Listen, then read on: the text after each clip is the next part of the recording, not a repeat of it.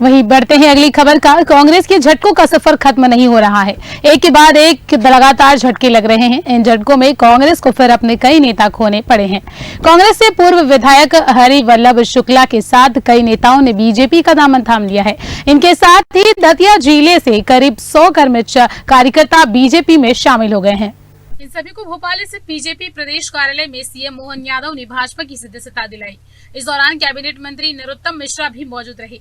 मध्य प्रदेश में पहले चरण के लिए मतदान को लेकर सीएम मोहन यादव ने कहा कि मुझे इस बात की प्रसन्नता है कि चारों ओर भाजपा में माहौल है।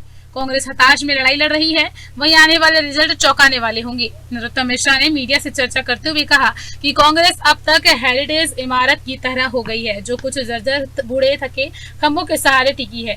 इसमें रह नहीं सकते हैं, यहाँ किसी को पनाह व सुरक्षा नहीं दे सकती। यही कारण है कि कांग्रेस में भगदड़ भी मची हुई है। यशस्वी प्रधानमंत्री श्रीमान नरेंद्र मोदी जी के लिए खास करके जिस ढंग से वो 24 घंटे काम करते हैं और भाजपा को विश्व की सबसे बड़ी पार्टी बनाया है, ऐसे में हमारे परिवार में स्वाभाविक रूप से राजनीतिक क्षेत्र में जिनकी रुचि है और जो भारत की सेवा करना चाहते हैं, प्रदेश की सेवा करना चाहते हैं, अपनी परमात्मा की दया से कई जन्मों के पुण्य के बाद ये मानव काया मिलती है।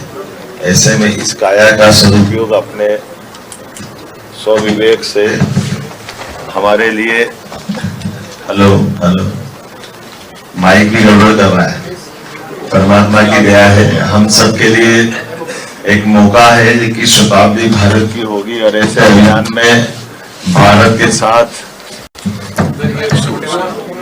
भाजपा की राजनीति को छोड़ करके राजनीति नहीं हो सकती है और धीरे धीरे करके जो नकारात्मक राजनीति रही है और खास करके परिवारवादी व्यवस्थाओं के खिलाफ जाकर के सच्चे अर्थों में जनतंत्र की स्थापना के लिए कोई पार्टी काम कर रही है तो वो भारतीय जनता पार्टी, और उसी का परिणाम हमको दिख रहा है। या हमारे इस दल के अंदर प्रधानमंत्री से लेकर नड्डा जी तक राष्ट्रीय अध्यक्ष से लगा करके मेरे जैसे सामान्य कार्यकर्ता तक, ये सब अपने आप में हाथ कंगन को आर सीखे या पढ़े लिखे को फार सीखे अपनी आंखों से प्रमाण दिखाई दे रहे हैं कि राजनीति में सबके लिए अवसर की बात लोकतंत्र में कही गई थी संविधान लागू करने के समय।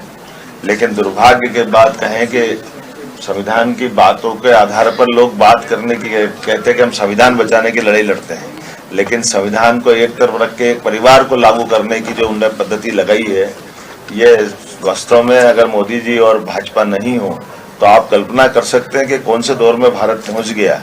कौन सी पार्टी छोड़ रहा है जिसके अंदर वो अपने परिवार के भतीजे भतीजी बेटे अपने परिवार के अलावा कोई दिख नहीं रहा है।